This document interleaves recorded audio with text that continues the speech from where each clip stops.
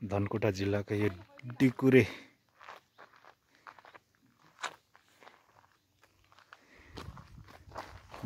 भन्ने जग्गामा यहाँदेखि देखिने गुम्पा एउटा एकदमै सानो पहेँलो कलरको गुम्पामा अहिले जाँदैछौँ हामी।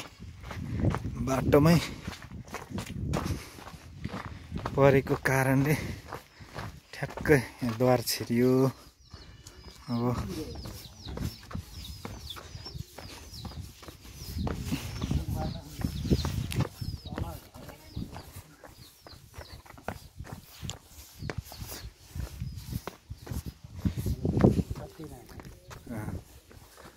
शङ्ख सभा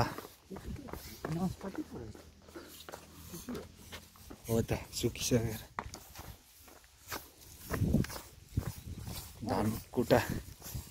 धनकुटाको डिकुरे बाटोबाट हेर्दाखेरि जहिले देखिने एउटा पहेँलो प्रकारको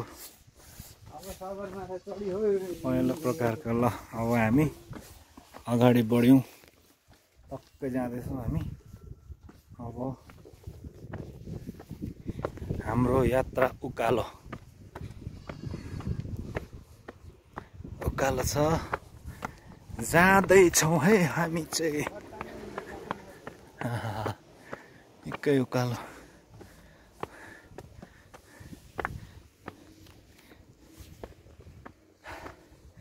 उकालो बाटोमा यसरी रेलिङ लगाइएको छ। यो चाहिँ टाढोबाट आकर्षक देखिने गुम्बा भएकोले थुप्रै खेप यो बाटो ओहोरदोहोर गर्दाखेरि आउन मन लागेको थियो। आज हामी खातबारीबाट झापा झर्ने क्रममा यो गुम्बामा चाहिँ हामी आइपुगेका छौँ। यहाँ द्वार छ अलिकति माथि। यो द्वारबाट हामी छिर्यौँ। एकदमै श्रद्धाको साथमा भक्तिभावको साथमा हामी जाँदैछौँ।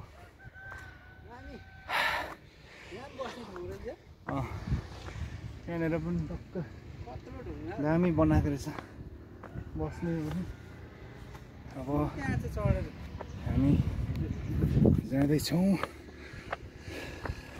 मन्दिर गुम्बा। पहेँलो खालको गुम्बा छ। यहाँ चिसो हावा चलिरहेको छ।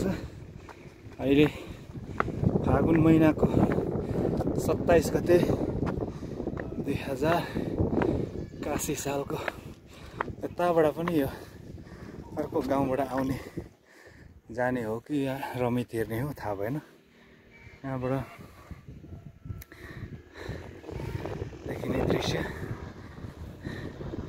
यही बाटोबाट यता हिले जाने बाटो, यता अब शङ्ख सभा हातबारी जाने बाटोको डिकुरे भन्ने ठाउँमा रहेको यो एउटा पवित्र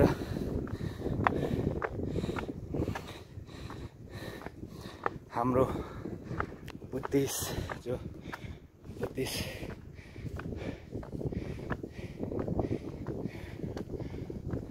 गुम्बा रहेको छ। गुम्बामा आउने इच्छा गर्नुहुन्छ भने प्लिज हजुरहरूलाई यो एकदमै राम्रो एउटा जग्गा रहेको छ, आउनुहोस् होला। निकै गलेको छ, स्यास्या भयो।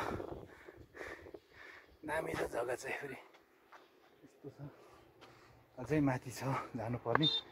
जाँदैछौँ हामी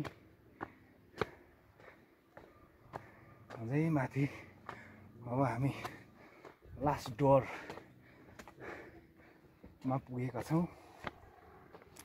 लास्ट डोरमा हजुरहरूलाई पनि हामीसँगै गुम्बासम्म ल्याएको छु। म जहाँ जान्छु त्यहाँको भिडियो बनाएर हजुरहरूलाई सेयर गर्ने प्रयत्न गरिरहने छु। यात्रीको यात्रा यस्तै छ।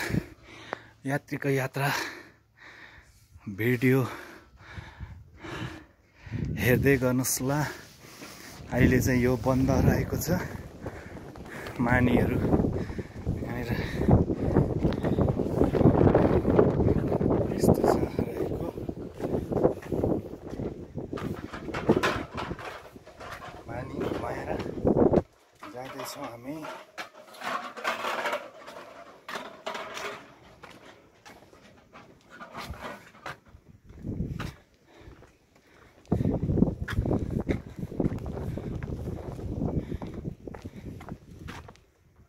यहाँको वास्तुकला पनि एकदमै आकर्षक प्रकारको छ।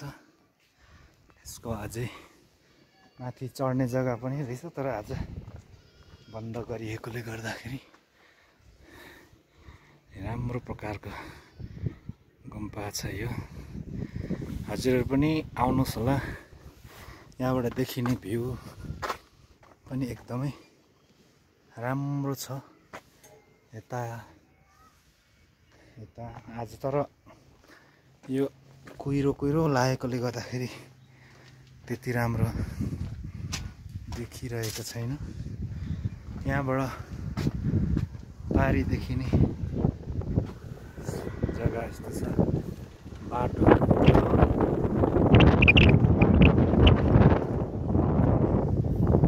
मोड भएको बाटो छ। यस्तो यहाँबाट चाहिँ यो देखिने भ्यूहरू हो।